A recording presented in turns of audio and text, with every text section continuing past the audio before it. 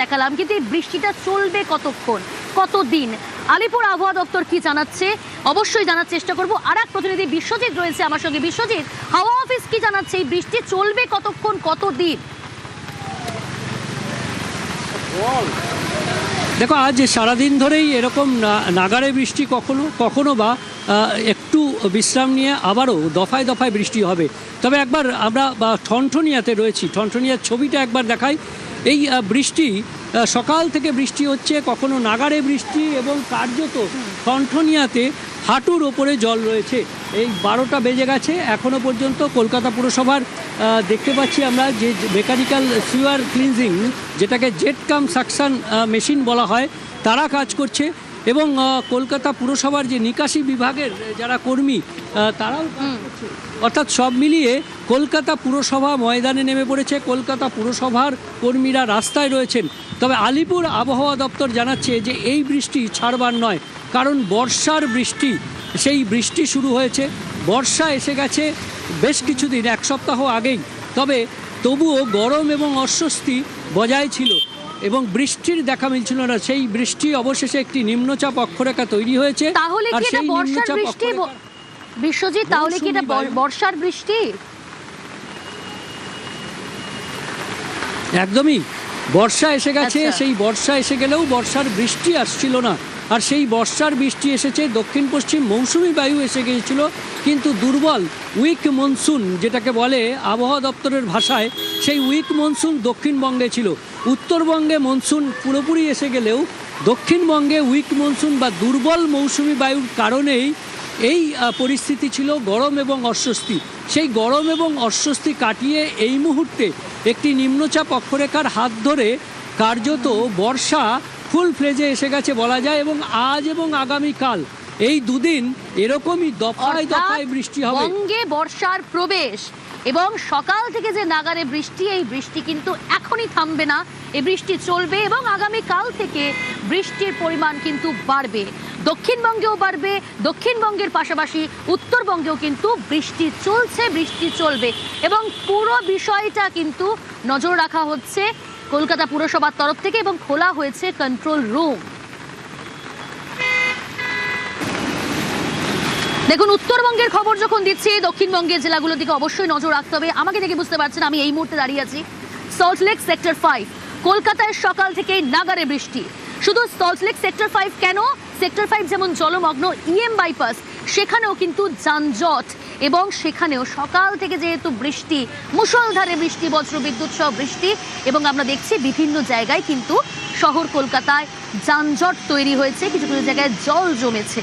এবং আজ শুক্রবার অফিস টাইম, আমরা জানি যে অফিস টাইমের আগে থেকে সকাল থেকে যেহেতু বৃষ্টি হচ্ছে, অনেকে কিন্তু এই বৃষ্টি ছাতা মাথায় তাদেরকে অফিসে আসতে হয়েছে, কিংবা কলেজে আসতে হচ্ছে, কিংবা স্কুলে যেতে হচ্ছে পড়ুয়াদের। সার্বিক ছবিটা একটু জানার চেষ্টা করব। ইএম বাইপাসে যানজট তৈরি হয়েছিল, এখন কি পরিস্থিতি স্বাভাবিক হয়েছে কিনা যান চলাচল? প্রীতি রয়েছে আমার সঙ্গে। প্রীতি,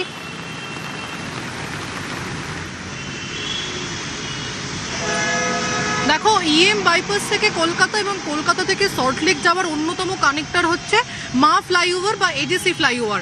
আমরা এই মুহূর্তে রয়েছি এডিসি ফ্লাইওভারের উপরে এবং আমি প্রথমেই তোমাকে ম্যাপটা দেখাবো। অন্য সময় এই মা ফ্লাইওভার থেকে ইএম বাইপাস যেতে বা তুমি যদি সল্টলেক স্টেডিয়ামের দিকে যাও, তাহলে 20 মিনিটের বেশি সময় লাগে না, অফিস টাইম বাদ দিলে।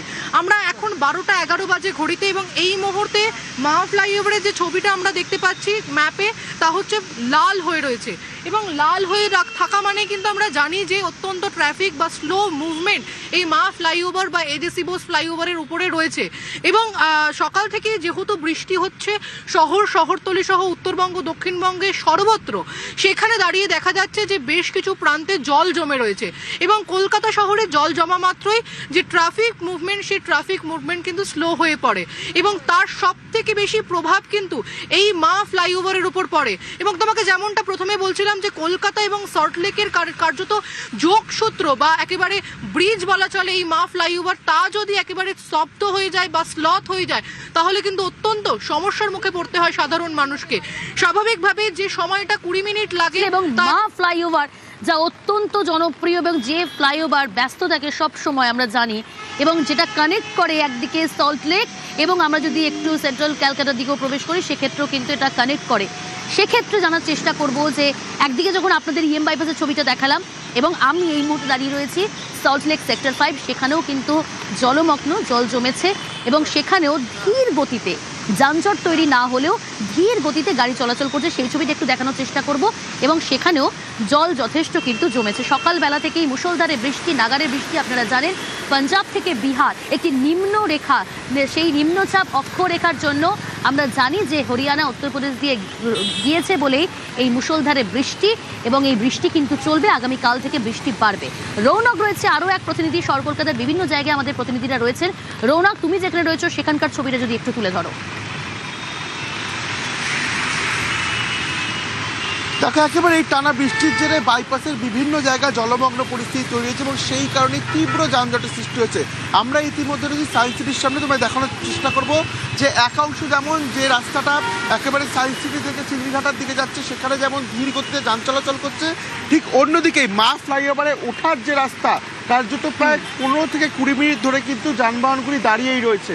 অর্থাৎ এই জায়গায় কিন্তু কোনো মতেই যানবাহন চলাচল করা যাচ্ছে না, একটা অবস্ট্রাকশনের তৈরি হয়েছে, যেটা আমরা পুলিশ সূত্রে জানতে পাচ্ছি যে বেশ কিছু জায়গায় এই বাইপাসের জলমগ্ন পরিস্থিতি হওয়ার জেরেই কিন্তু এই তীব্র প্রায় জানা যাচ্ছে 1 ঘন্টার কাছাকাছি সময় ধরে ধীর গতিতে যানবাহন চলাচল করছে এবং মা ফ্লাইওভারে কার্যত কিন্তু বেশ কিছুক্ষণ ধরে এইভাবেই যানবাহন দাঁড়িয়ে রয়েছে।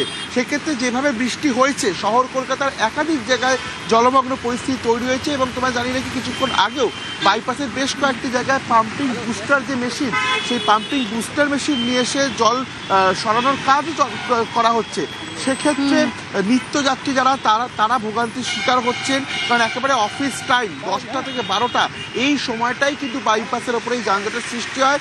অতিরিক্ত পরিমাণে যারা ট্রাফিক পুলিশ তাদেরকেও রাস্তায় নামানো হয়েছে যাতে কোনোভাবেই নিত্যযাত্রীদের সমস্যা না হয়, সেই দিকেও কিন্তু পুলিশের তরফ থেকে নজর দেওয়া হচ্ছে।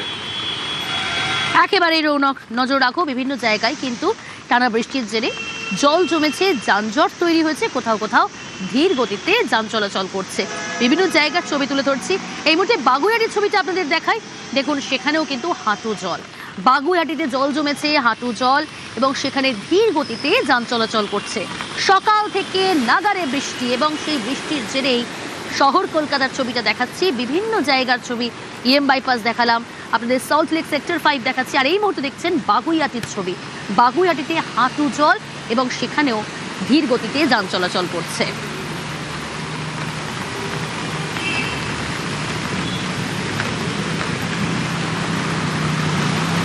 শহর কলকাতায় সকাল থেকেই মুষলধারে বৃষ্টি, সকাল 7টাতেই যেন সন্ধে 7টার অনুভূতি।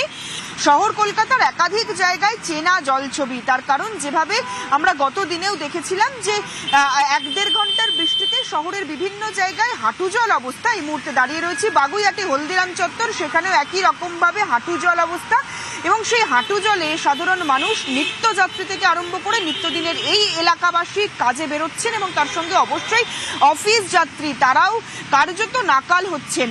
নিত্যদিন সরকারি নির্দেশিকা কিংবা সরকারি আইনকে অমান্য করে সাধারণ মানুষের মধ্যে প্লাস্টিক ব্যবহার এবং সেই প্লাস্টিকের প্যাকেট যত্রতত্র ফেলে রাখার যে প্রবণতা সেটা বাড়ছে, নিয়ম কিংবা আইনকে বুড়ো আঙুল দেখিয়ে, যার ফলে প্লাস্টিক ড্রেনের মুখে বেঁধে কিংবা ড্রেনিং সিস্টেমের মুখে বেঁধে এই জল চলাচল কিংবা জল পাসিং এর ব্যবস্থাকে বেশ খানিকটা রুখে দিচ্ছে, বেশ খানিকটা ব্যাহত করছে, যার ফলেই রাস্তার দুধারে কিংবা রাস্তায় 1.5 ঘন্টা জলে শহর কলকাতার বিভিন্ন জায়গায় এই ধরনের জল জমার ছবি দেখা যাচ্ছে।